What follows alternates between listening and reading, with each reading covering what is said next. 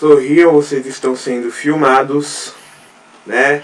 Boa noite a todos, boa noite Marcos, boa noite a todos os alunos que estão aqui. Estamos iniciando mais uma aula de Crisma com a graça de Deus, com muita alegria, agradecendo e louvando a Deus por cada um de vocês nesse ato heróico de estar aqui nessa aula de Crisma num feriadão, né? E já digo para vocês que vocês vão ter muitos frutos pelo seu sacrifício no dia de hoje, né? E agradecer a Deus por mais uma noite aqui. E como eu digo aqui, o pessoal que está acompanhando depois, né? O pessoal que está acompanhando em outra oportunidade, vendo pelo YouTube, eu falo o pessoal do futuro. Eu espero que aí no futuro esteja bem, porque aqui também está, né? Hoje irei falar pouquinho, né? E você deve estar dando graças a Deus por causa disso, né? Porque hoje tem convidado. Então eu chamei aqui um amigo meu do coração, o Marcos, que estudou comigo filosofia, a gente se formou junto, né? E é uma alegria chamar o Marcos, que é um seminarista que eu tenho certeza que vai ser um padre segundo o coração do nosso Senhor Jesus Cristo, e que assim a gente possa rezar para que assim seja. Então, sem mais delongas, Marcos, se apresente e diga para esse povo aqui que está aqui, né, que o que você veio trazer para nós hoje.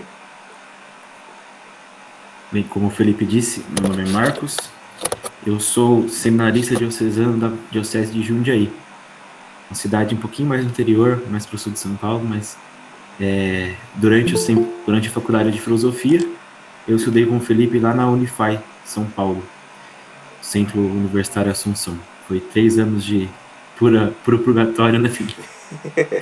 Que filosofia nem sempre é fácil nem para os leigos, nem para os seminaristas.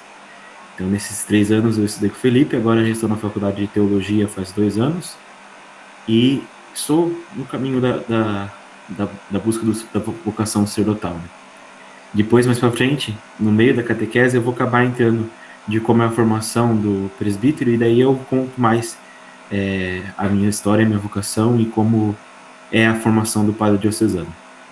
Então, hoje, o Felipe pediu para mim passar para vocês os 2 últimos sacramentos que faltam para vocês terminarem esse ciclo catequético sobre os sacramentos, né? Que é o sacramento da unção dos enfermos e o sacramento da ordem. Normalmente, a gente sempre trabalha, né? Os sacramentos da iniciação cristã, que o Felipe já trabalhou, batismo, crisma e eucaristia. Os sacramentos de cura, que no caso é a penitência que vocês trabalharam acho que na aula retrasada, e sacramento da unção dos enfermos que vamos trabalhar hoje, e os sacramentos do serviço, que é o sacramento do matrimônio e o sacramento da ordem. Então vocês receberam até o deverzinho de casa, que eu lembro que no vídeo do Felipe cobrou, para buscar casais que se tornaram canonizados pela igreja, né? Tem confirmação da santidade. Então, antes de começar, o Felipe estava comentando comigo, eu também vi no vídeo, que sempre temos uma leitora oficial aqui no grupo, né? Que é a Marina. Então, Marina? Oi, tá viva? Tô viva. Abre a câmera aí, mostra aí. Ai, gente, eu tô feia. As mulheres tá tudo feia. Não acredito nisso. A coisa mais bonita que Deus criou é a mulher e tá tudo feia. Calma, gente, vou abrir. Aí, ó. Feia, não, Marina. Fique em paz. Obrigada, é um prazer, viu? Estou aqui para o que precisar, viu? Olha, o Pablo fez a caridade de colocar o texto do Marcos no Zap Zap, em forma de mensagem. Então tá acessível para todos, né, que quiserem ir acompanhando, que não tem... No Word tá mais bonitinho, tá lá, a BNT, né, tá um capricho, né. No Word tá tudo desconfigurado já. Mas enfim, a Marina está à disposição aí para ler. Você tem aí o acesso ao texto, Marina, já? 2 textinhos. Sim, estão aqui. 2 textinhos, eu vou pedir mais para a Marina ler as citações do catecismo. Que é o isso, que tá se você recuado. Puder abrir no Word, melhor ainda, Marina. Porque no Zap não fica muito Enfim, vai dar tudo certo. Deus é maravilhoso, né? E vamos iniciar a nossa aula. Então vamos começar. Eu sou um pouquinho diferente do Felipe. O Felipe pede para vocês ler mais, pede para vocês participar mais assim, lendo. Eu vou fazer um método diferente. Eu vou pedir só para vocês lerem mais as citações do catecismo e depois a gente vai comentando e vai discutindo. Também gosto da participação de todos, então não vou ficar preso só naquela aula que só eu falo. Eu vou motivar. Vale nota a participação. Tá bom, gente? Abrir o microfone, perguntar, falar, tudo vale nota. Tá bom? E estamos avaliando aqui. Como eu digo toda aula, crisma é o sacramento da maturidade cristã. Então, se catequista sentir que não está maduro, a gente não pode entregar para o senhor bispo dar o óleo, né? Então, todo mundo aqui, eu creio que está maduro, mas tem uma timidez, assim, sabe, ainda. E eu acho que já passou mais de 15 encontros, eu perdi as contas já. Já era pra gente estar mais participativo. Então, gente, não vamos fazer feio pra visita. Vamos participar, vamos perguntar, aproveita que é um seminarista, que seminarista sabe de tudo, tá bom? E vamos perguntar, tá bom? Então, Marcos, já falei demais. Então vamos lá, tem alguns erros no meu texto aí, aí eu vou comentando com vocês que eu fiz uma bagunça ali, troquei o apóstolo Tiago pelo apóstolo Paulo, e aí depois eu envio o texto corrigido para vocês, mas por enquanto podemos usar esse. É a mesma coisa, só que só com umas correções. Então, Marina, você pode ler aquela primeira citação do Catecismo, parágrafo 1499, pela Santa Unção dos Enfermos? Sim. Pela santa unção dos enfermos e pela oração dos presbíteros, toda a igreja encomenda aos doentes ao Senhor, sofredor e glorificado, para que os alivie e os salve. Mais ainda, exorta-os a que, associando-os livremente à paixão e morte de Cristo, concorram para o bem do povo de Deus. Então aí está o essencial do que é o sacramento da unção dos enfermos.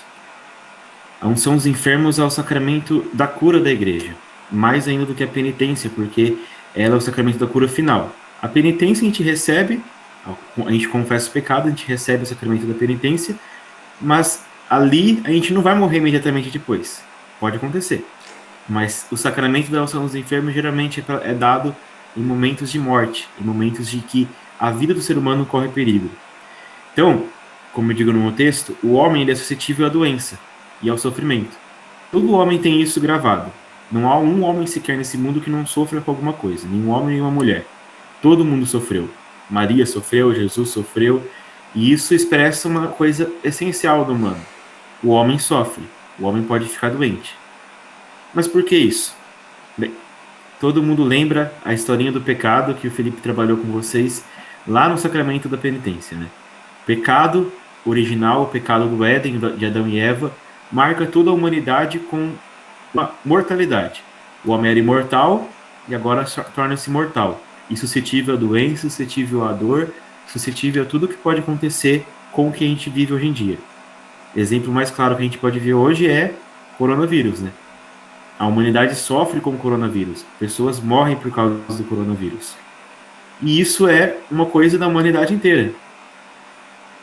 Como eu disse no meu texto, segundo parágrafo,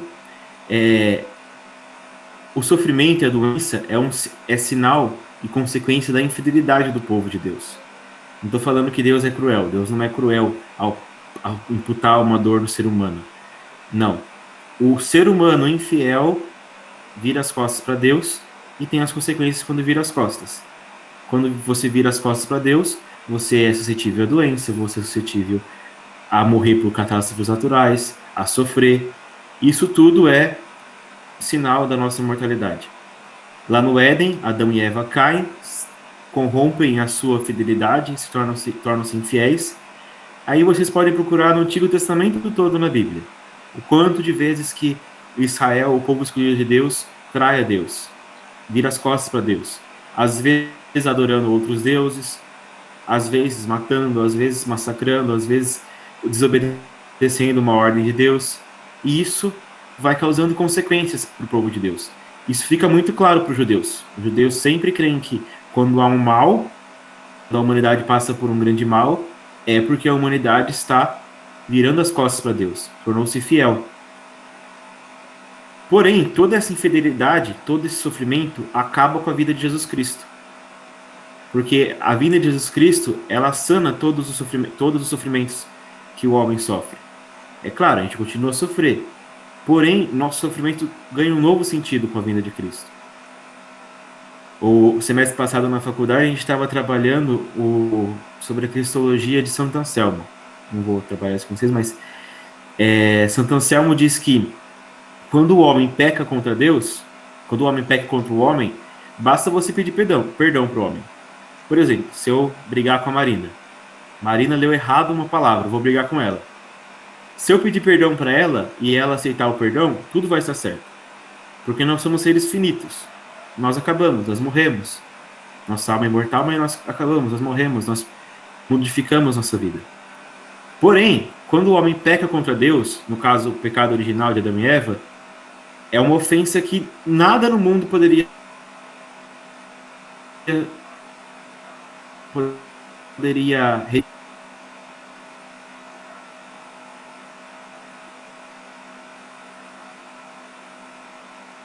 o homem pedir perdão pela Eva, Deus não tem pessoa o que o homem fez, porque ele rompeu de tal maneira com Deus que o homem quer a saúde de Deus. Porém, o único modo disso acontecer, desse perdão acontecer, é um perdão infinito. E esse perdão infinito só é possível que é infinito. Encarna todo o sofrimento do homem eu no sentido. E é isso que é o perdão infinito. Um padre amigo meu falava que bastava o friozinho que Jesus sofreu ali na manjedoura, logo após nascer, para redimir toda a humanidade. Não precisava morrer na cruz. Bastava o friozinho. Porém, Jesus Cristo quis da maneira mais gloriosa, da maneira mais poderosa possível. E isso foi a ação da crucificação de Cristo. Quando o homem sofre, ele está unido com a paixão de Cristo. São Paulo diz na carta aos Colossenses que quando o doente sofre, ele completa em suas carnes o sofrimento de Cristo. Quando nós sofremos por doença ou por alguma enfermidade ou por algum problema, por alguma angústia, nós contemplamos o que faltou na paixão de Cristo. Jesus Cristo não sofreu, ele sofreu pelos pecados de toda a humanidade, mas ele não sofreu as dores de toda a humanidade sozinho. Por isso que ele, no seu sacrifício infinito, quer contar com nossas dores e com os nossos sofrimentos. E isso é o que a gente pode fazer quando a gente está doente, oferecer os nossos sofrimentos. Porém, em algumas situações, as pessoas não podem, no leito de morte, confessar, não podem comungar. Então, por isso, explicitamente por isso, também existe o sacramento da unção dos enfermos. Ele é um sacramento para os enfermos. Se você for passar por uma cirurgia, depois a gente vai se aprofundar mais nisso, você pode receber esse sacramento, se for uma cirurgia de risco. Se for uma cirurgia, eu vou arrancar uma espinha. Não precisa de unção dos enfermos, né, gente? Mas se for uma cirurgia de risco, você pode pedir para o padre a unção dos enfermos. E toda vez que você estiver doente, independente de quanto você ficar doente na sua vida, você pode receber a unção dos enfermos. Não é um sacramento como o sacramento do batismo, o sacramento do matrimônio, da confirmação e da ordem, que você só pode receber uma vez na vida. É um sacramento que você pode receber várias vezes durante a vida. Cada vez que você cai e que você levanta de uma doença, você pode receber esse sacramento. Em uma época da igreja, quando havia muita morte, esse sacramento ficou conhecido como extrema-unção. E essa palavra às vezes causa um preconceito na gente, né? Principalmente no povo mais comum da paróquia, chega para pedir para o padre, padre, você pode levar uma extrema-unção para minha mãe? Meu Jesus amado, para quem está perto ver aquilo, a pessoa já está morrendo, a pessoa já está indo para o céu na hora. Mas não é assim. Esse sacramento de extrema-unção é realmente a extrema-unção quando está no limite, quando está quase morrendo. Mas o sacramento da unção dos enfermos é para quem está doente. independente se está no hospital, independente se está na casa. Então, eu vou começar lendo aí, Marina, e você continua. Segunda citação. Catecismo, parágrafo 1513. A Constituição Apostólica Sacram Unctionem Infirmorum, de 1982, na sequência do Concílio Vaticano II, estabeleceu que a partir de então se observasse o seguinte rito romano. Pode ler o rito, Marina, que está entre aspas. O sacramento da unção dos enfermos é conferido aos que se encontram enfermos com a vida em perigo, ungindo-os na fronte e nas mãos com óleo de oliveira, ou, segundo as circunstâncias, com outro óleo de origem vegetal, devidamente benzido, proferido uma só vez as palavras: por esta santa unção e pela sua infinita misericórdia, o Senhor venha em teu auxílio com a graça do Espírito Santo, para que, liberto dos teus pecados, ele te salve e na sua bondade alivie os teus sofrimentos. Você teve uma graça, Marina, que é a única vez na sua vida que você vai pronunciar esse finalzinho desse texto. Porque se a gente prosseguir no texto, a gente vai ver que quem administra o sacramento da unção dos enfermos é unicamente aqueles que possuem o segundo grau do sacerdócio, ou seja, padre e bispo. Então, o diácono não pode administrar o sacramento da unção dos enfermos. Padre e bispo podem. Já se discutiu muito na igreja se o diácono poderia também administrar esse sacramento, porém, não pode, porque o Bento XVI deu uns argumentos lá que consigo convencer toda a igreja. Que tem algumas graças que é para o sacerdócio. Imagina só, o diácono, depois a gente vê, no outro sacramento a gente vai ver, que é o homem do serviço. Ele é cheio de servir para o povo. Ele tem que praticar a diaconia, a servidão, né? Aí o padre vai fazer o que na vida? Ele nunca mais vai ter contato com os doentes. Se não tivesse os enfermos, o padre nunca mais vai ter contato com os doentes. Ia deixar só pro diácono. Então é uma coisa meio prática que eu tô falando para vocês. Mas é pro padre também reconhecer a humanidade dos enfermos, né? Então quem recebe esse sacramento é qualquer cristão batizado. Eu não sei se aqui todos são batizados, na igreja católica ou outra igreja que o batismo é válido, mas qualquer pessoa batizada que corra risco de morte pode receber esse sacramento, apenas da mão do padre e do bispo. Então, esse sacramento pode ser conferido em qualquer lugar, não precisa ser na igreja, pode ser conferido nas casas ou nos hospitais. E isso é substancial, porque no momento que a gente vive um momento que os padres têm dificuldade em entrar nos hospitais para conferir o sacramento da unção dos enfermos. Então, parando para refletir, imagine quantos cristãos, principalmente no começo da pandemia, quantos católicos não puderam receber esse sacramento no leito de morte no hospital. Quem sabe quantas pessoas morreram de Covid e quantas vezes os padres não poderiam entrar. No seminário a gente faz estágio pastoral, depois eu vou falar mais sobre isso. E a gente trabalha com padres aos finais de semana.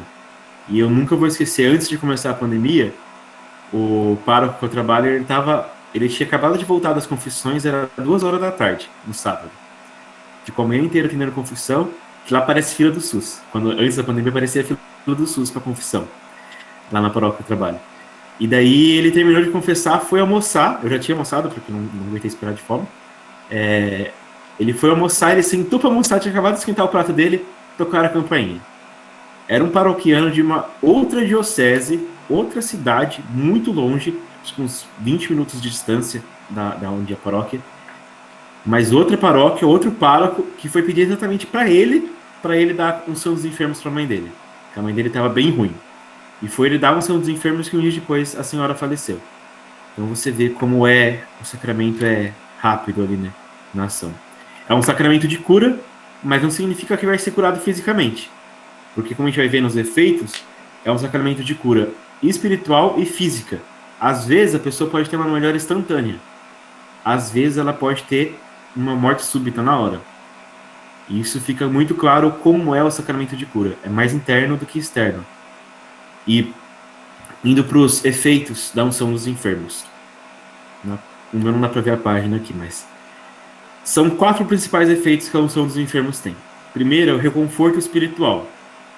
Esse conforto espiritual dá uma força para superar a tentação do desânimo e da angústia de morte. E também é uma graça visível, invisível espiritualmente e às vezes visível fisicamente. Ela visa curar. E o mais interessante é que esse sacramento, ele vale como uma confissão. Você não precisa confessar para receber o perdão dos pecados. Então você está no leito de morte, às vezes a pessoa não consegue nem falar, às vezes a pessoa está em coma e ela recebe o perdão dos pecados sem precisar falar. Isso é uma graça extraordinária. No rito da unção dos enfermos, a pessoa pode, antes de começar o rito, confessar os pecados e depois que terminar, no finalzinho do rito, receber a comunhão, que é chamado, nesse caso, o Santo Viático, que é o Sagrado Viático, que é a comunhão para os enfermos. Marcos? Oi. Só para complementar, se lembra, gente, que a comunhão, ela, segundo Santo Tomás de Aquino, a gente recebe ela como... ela tem 3 funções. A comunhão da igreja, né, do clero, porque quando você celebra a missa, você reza pelo Papa, pelo clero, e a comunhão é feita sobre isso, né? O alimento da nossa alma, né? Que assim como o corpo precisa de arroz e feijão para comer, né? Para não morrer de fome, que nem o Marcos no sábado que não aguentou esperar o padre para almoçar, né? Não aguentou. Aí teve que comer, porque o nosso corpo precisa de alimento. E também a Eucaristia é nossa passagem para o céu, né? Ou seja, como disse o Carlos Acutis, né? A Eucaristia é a minha autoestrada para o céu. Não sei se foi com essas palavras que ele disse, mas alguma coisa assim. E o que é esse viático que o Michael está falando, né? É a última vez que eu vou comungar no meu leito de morte e tchum, vamos pro céu. É o passaporte. É claro, quem tem a graça de conseguir comungar antes de falecer, né? Tá consciente, né? Porque tem que ter consciência para comungar, né? Não pode tá em coma, enfiar a caixinha goela abaixo. Não é assim, né? A pessoa tem que distinguir aquilo que ela está recebendo, certo? Então, essa aí, eu sei, não sei se o Marcos ia falar, se eu interrompi ele, desculpa aí, mas esse aí é o viático. É o sacramento, a porta do céu. Alguns teólogos chamam assim, que o viático é a última porta para o céu. Depois que a pessoa recebe, é a última vez que ela vai comungar em vida no corpo e sangue de Cristo, né? Isso também faz parte do próximo efeito, né? Que é a união íntima à paixão de Cristo pelo sofrimento. Na missa, a atualização do Calvário, Cristo não sofre. É um sacrifício sem dor. Porém, no corpo do enfermo, Cristo sofre. O enfermo se une através do tempo e espaço com Cristo na cruz. É uma coisa que vai muito além. E isso é interessante porque quando eu estava pensando nessa catequese, eu lembrei de um familiar meu que faleceu um tempo atrás. Quando eu estava no hospital, estava morrendo de câncer, e ela, quando estava no hospital, eu perguntei para um padre meu, ela vai direto para o céu? Ela consegue converter pecadores com o sofrimento dela? Aí o padre falou assim, se ela oferecer, sim. Só que daí, acho que ele esqueceu na hora que quem recebe a unção dos enfermos está intimamente ligado com o sofrimento de Cristo. E se está intimamente ligado com o sofrimento de Cristo na cruz, está intimamente ligado com o sofrimento de todos aqueles que sofrem. E isso é algo gigantesco. Todo mundo sofre no mundo. Quantas pessoas estão nos hospitais? E todas, independente se recebem ou não, estão ligadas pela questão do sofrimento. Mas aquelas que recebem, aquelas que oferecem, estão ligadas diretamente com a paixão de Cristo. E isso tem inúmeros efeitos, estar ligados à paixão de Cristo. Sufrágio das almas, conversão dos pecadores, conversão do mundo, pelo Papa, diversos efeitos. O Felipe falou do Beato Carlo Acutis, e ele, quando ele foi diagnosticado com leucemia, ele ofereceu, logo no primeiro momento, ele saberia todo o sofrimento que ele ia passar, ele ofereceu pelo Papa e pela conversão das almas. Ele já ofereceu, já se ligou ao sacrifício de Cristo. E o Felipe lembrou do viático, e eu lembrei da história do padroeiro dos jovens dos seminaristas, São Luís Gonzaga. Ele, quando estava morrendo, ele pediu pro diretor espiritual dele, São Roberto Bellarmino, eu acho, falou assim, padre, traga o viático, eu vou morrer. Então ele já deu o toque pro padre, eu vou morrer. O padre entregou para ele, 2 horas depois que entregou, ele faleceu. É claro que saber que vai morrer é uma graça de santo mesmo. Então Felipe falou da união com a igreja, é outro efeito da unção dos enfermos. A graça eclesial participa da comunhão dos santos, com a prece e com o sofrimento junto com a igreja. E o último efeito da unção dos enfermos é que ela prepara a alma para a paz eterna.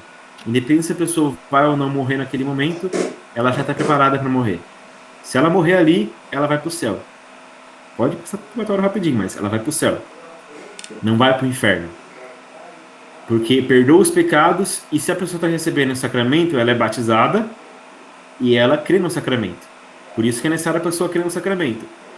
Muitas vezes acontece isso, e isso dá muito problema nos hospitais, que a pessoa familiar, a pessoa está em coma, por exemplo, não consegue responder por consciência própria, e aí a pessoa pede para o padre ir dar unção dos enfermos. Por exemplo, uma filha pedir para a mãe receber a unção dos enfermos. A filha é católica, a mãe é católica, mas os outros 10 filhos que a mulher tem é evangélica. Isso dá uma briga, gente. Que a família nunca vai estar em consenso. Isso dá uma briga porque pediu para o padre ir e a mulher não tem consciência. Mas se a mulher tem fé e a família testa isso, ela pode receber. Se a família pede, ela pode receber. O padre não pode sair no hospital distribuindo, você é católica e distribuindo unção dos enfermos. É necessário que a família peça, é necessário que o doente peça. Por quê? Pode se tornar sacrílego o sacramento, né? Vai distribuir gratuitamente como distribuir dinheiro na rua. Você não sabe o que a pessoa vai fazer com o dinheiro. Pode comprar drogas ou pode comprar comida. Então, por isso que é importante o sacramento ser conferido para a pessoa que pede. Semana retrasada, eu com o pároco que eu trabalho, dar unção para uma senhora que tinha acabado de sair fazia 2 semanas que ela já estava em casa, mas que ela estava com muita dificuldade para respirar ainda, então ela recebeu a unção dos enfermos em casa. E ali na parte que a Marina deu, que tem que abençoar o óleo, de preferência o óleo que o bispo abençoa na missa dos Santos Óleos na Semana Santa, ele não está levando o óleo dele, o padre não está levando o óleo abençoado pelo bispo, por causa do Covid, que às vezes o padre pode ter coçado em algo, coçando no óleo, passando na testa da mulher, se ela não tem Covid, ela pode pegar Covid.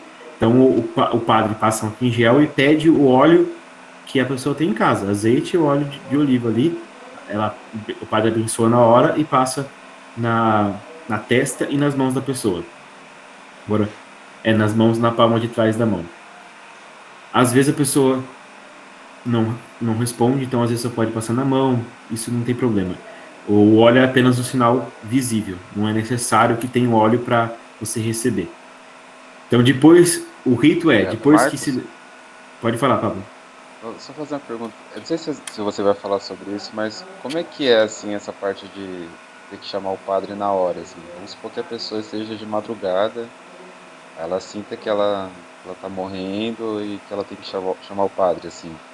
Acontece isso de madrugada, sei lá, ela tá em casa, ela tem que ligar pro padre, como é que é essa parte? Assim? Aí é uma coisa meio complicada. Se a pessoa está no hospital, se a pessoa está muito doente, tá claro que está em risco de morte, o padre, ela pode chamar o padre em qualquer momento do dia e o padre dá. Se o padre não conseguiu ir, a pessoa não vai morrer, não vai pro inferno por causa disso. E às vezes acontece que não tem as pessoas que chamam, não sei se é o nome, aquelas pessoas que tomam remédio sem estar doente, que buscam causas de doenças e tudo mais, tem isso também na igreja. Então as pessoas às vezes, nossa, deu um espirro, é coronavírus, vou chamar o padre para ter unção. Tem um caso engraçado de um padre que deu aula para mim no seminário, que uma vez chamaram, é engraçado contar, uma vez chamaram ele para exorcizar a geladeira da casa dela. Uma mulher chamou ele, porque não entrava comida. Mas ela pediu claramente, sério, para exorcizar a geladeira. E o padre era bem gordinho, falou assim, então na minha só entra comida, né? Então, umas coisas meio engraçadas, assim. O povo é muito simples, às vezes o povo pede umas coisas assim que é complicado. Mas se o padre, é missão do padre isso. Se alguém for oportunar, minha mãe sofreu um acidente na rua debaixo da igreja, e é uma pessoa católica, bate na porta do padre. É a missão do padre. É ele que vai ter que ser com Deus se não quiser ir depois. OBS. Mas a alma da pessoa não vai ir pro inferno. Observação. Agora vocês estão entendendo que o Marcos vai falar sobre isso, né? Por que o padre tem que ser celibatário? Porque ele tem que estar 24 horas por dia disponível. Entendeu? 2, 3 da manhã, bateu na casa paroquial, padre, meu filho tá morrendo, vem batizar. Não tem batismo, aí o padre vai lá batizar. Em caso de emergência, como sempre, né? Caso contrário, na igreja certinho. Ah, padre, minha avó tá morrendo, vai dar unção dos enfermos. Entendeu? Então o padre tem que estar disponível, fechando aspas. Obrigado. Eu sanei sua dúvida, Pablo? Obrigado pela pergunta, viu? É engraçado que essas questões do padre, depois eu vou falar bastante sobre esses problemas que acontecem. Mas também a missão do padre é levar a unção dos enfermos. Então, na missão do padre, ele tem que cumprir com isso. E tem uma devoção da igreja, a devoção ao Sagrado Coração, que diz que o apostolado conhecido pelo apostolado da oração, né? Aqueles que fazem parte do apostolado da oração não vão morrer sem o padre no leito. Não vão morrer sem a unção dos enfermos. Então, recomendo que vocês fazem parte do apostolado da oração. Que lá vocês fazem essa devoção ao Sagrado Coração, uma profissão perpétua de votos ali ao Sagrado Coração, e você tem essa graça. E é incrível, porque realmente acontece isso. A pessoa pode estar quase morrendo, mas vai aparecer um padre de algum jeito. É incrível. É uma coisa natural, porque é cotidiano, parece um padre do nada, mas é sobrenatural. Como aquele padre foi parar ali? Às vezes o padre vai no hospital e encontra uma pessoa ali, conheço ela, é da igreja vizinha, vou lá. E vai lá e está precisando de unção. Então aí o padre pode oferecer. Mas a questão é não pode sair distribuindo, né? Tudo certo sobre a unção dos enfermos? Mais dúvidas e perguntas? A hora é agora, unção dos enfermos. Antes de dúvida, rapidinho. O rito da unção dos enfermos, como eu disse, pode ser precedido pela confissão e receber o viático, mas no rito ali, ele consiste de modo bem simples. No Evangelho, no começo, como começa a missa, em nome do Pai, do Filho e do Espírito Santo, se lê o Evangelho. Na leitura do Evangelho, após a leitura do Evangelho, tem um momento de oração, uma homilia e um momento de oração depois, e daí tem um momento em que o padre coloca as mãos sobre o enfermo e reza sobre o enfermo. Aquela oração que a Marina leu. Aquela oração, aquilo é o sinal do sacramento da unção dos enfermos. O sinal invisível. Ali acontece, digamos assim, entre aspas, a mágica. É ali que acontece. O óleo é um sinal visível. Não é necessário para que haja a unção dos enfermos. Assim como o batismo. É necessário que haja água no batismo? Em casos extremos, como é um batismo no hospital, se não encontrar água, ou se for muito perigoso pegar água por questão de contaminação, apenas a oração basta. Então é um sinal visível. Na ordenação de um padre, passe o óleo do crisma na mão, depois eu vou falar mais sobre isso. E ali é um sinal visível, não é necessário. Mas como é um rito de missa, aí sempre se faz. E depois que se faz essa oração, passa o óleo na mão, e aí se encerra a oração. Se encerra o sacramento. Agora, abro para as dúvidas. Vou tentar beber água. Só para saber se, então, assim, a unção dos enfermos e a extrema unção, elas fazem parte do mesmo sacramento. Elas são coisas diferentes, mas elas estão ligadas também, né? É a mesma coisa. Unção dos enfermos e extrema unção é a mesma coisa. Por que ficou conhecido como extrema unção? Porque ficou meio com um sentido supersticioso, surgiu ali. Se morrer sem a unção dos enfermos, não vai para o céu. Isso aconteceu há muito tempo atrás. Então vamos chamar para dar a extrema unção, para dar a unção final. E daí chamava, mas é a unção dos enfermos, é a mesma coisa. É só um nome mais popular, extrema unção. Entendeu? Beleza. Obrigado. Mais alguma dúvida? Diogo, Marina, Stephanie, Larissa, Mônica, Maiara. Essa Maiara é nosso colega ou outra Maiara, Felipe? Não, é outra Maiara. Ah, tá. Inclusive, boa noite, Maiara, seja bem-vinda, tá bom? Que ela chegou aí no meio da aula. Meio da aula não, um pouquinho do começo, só que eu não quis te interromper, né, para dar boa noite, então tô dando boa noite agora. O Diogo também, ele tá escutando a aula no ônibus, voltando para casa. Deus abençoe aí pela sua presença. É Trabalhador. tipo escutar podcast. É. Vai escutando no meio do caminho. Não tem problema não. Então acho que a gente já pode ir pro próximo, né? Porque o pessoal, acho que o pessoal entendeu, né? Só que, por exemplo, talvez não esteja vivendo esse momento na vida, né? Por exemplo, minha avó, ela tá na UTI, né? E tá sendo uma luta para enfiar um padre lá dentro, entendeu? E agora a gente conseguiu um padre e conseguiu conversar com o hospital e talvez agora vai dar certo, né? Mas a gente tá rezando, né? Porque todo mundo quer ter uma boa morte, né? A morte com o sacramento, com a presença de Deus na nossa vida, né? É a paróquia de vocês, né? Isso, é Nossa Senhora da Boa Morte, né? E inclusive, né, essa introdução que o Marcos fez para falar do sacramento da unção dos enfermos, isso aí, vamos dizer, é a síntese do nosso Cristo até agora, né? Adão e Eva, a história da salvação, né? Os sacramentos que vêm da cruz de Cristo, e eu aprendi bastante, porque eu tô aqui aprendendo também, gente. Porque eu aprendi muito com o Marcos, eu não sabia que o enfermo ele estava se juntando a Cristo, a dor de Cristo, e de ser o formador de todas as pessoas que sofrem. Ou seja, isso é uma mística, isso é um mistério, né? Mano, como é lindo a nossa igreja, né? Como é lindo ser católico, porque você vê que até no seu sofrimento tem fruto. Até no seu sofrimento tem... Porque a gente quem somos nós? Nada. Mas quem somos nós quando nós colocamos o nosso nada em Jesus, né? A gente consegue colocar a nossa limitação naquele que é eterno. A nossa contingência naquele que é perfeito. Então a gente... como se a gente colocasse um grãozinho de areia num mar um grãozinho de areia numa praia que é Jesus, entendeu? Que sozinho é nada, mas com Cristo é tudo. Eu vou enviar, além do texto, eu vou enviar também depois pro Felipe um link de uma série de vídeos e também um vídeo que agora o Felipe me inspirou a enviar sobre a questão do sofrimento. E eu vou resumir o vídeo para vocês, do padre Paulo Ricardo. Um vídeo de 5 minutinhos, bem curtinho.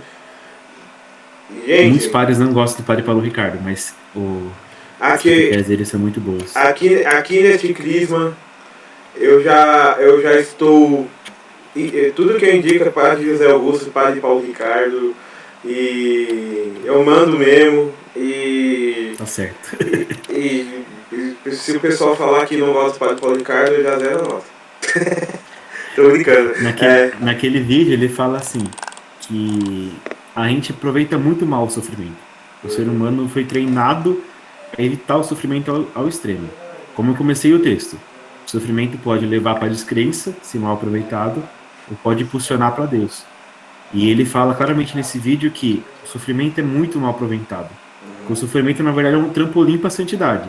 Independente se é uma situação de doença, quase morte, aquele sofrimento, aquele desânimo que você chega do trabalho, eu não aguento mais meu chefe, aquele sofrimento de que, nossa, a avó está passando por dificuldades, aquele sofrimento de que, nossa, meu marido não para de me atrapalhar. Esses sofrimentos pequenos, a gente tem que saber oferecer eles para Deus. E ele fala lá, ele faz um paralelo muito bonito, que é de um outro padre da igreja, antigo, que fala assim, que no Calvário tem tudo necessário para um sofrimento. O que é um sofrimento não, para um sacrifício? O que é necessário para um sacrifício? Cordeiro, altar, sacerdote e fogo. Lá no Calvário, Cristo é o Cordeiro de Deus, que tira o pecado do mundo. Ele é o sumo sacerdote eterno e o Calvário é a cruz. O Calvário, a cruz, é o altar. Ali estão tudo. E o que é o fogo? O fogo é o Espírito Santo, que ali da cruz transforma toda a dor de Cristo em perdão para toda a humanidade, um perdão infinito. E nós podemos fazer a mesma coisa na nossa vida. Quando a gente oferece os nossos sofrimentos, como um sacerdote que nós somos, a gente oferece nossos sofrimentos para o Espírito Santo, para Deus, ele transforma o nosso sofrimento em amor, em santidade. E aí nós nos impulsionamos para a santidade. Nós não sabemos aproveitar o sofrimento direito. Evitamos muitas vezes o sofrimento extremo. Gente, Tá, Felipe? vamos fazer assim. O Google daqui a pouco vai nos boicotar, certo? Por causa que agora é só uma hora de reunião. Então eu vou fazer o seguinte, o Marcos, eu vou dispensar. Todo mundo agora vai sair da sala, eu vou encerrar aqui a gravação. E a gente vai iniciar outra gravação em outro link que eu vou mandar, tá bom, gente? Então eu vou mandar lá no grupo e a gente vai entrar em outro link. E assim aqui essa aula gravada fica como sacramento da unção dos enfermos e a outra fica como sacramento da ordem.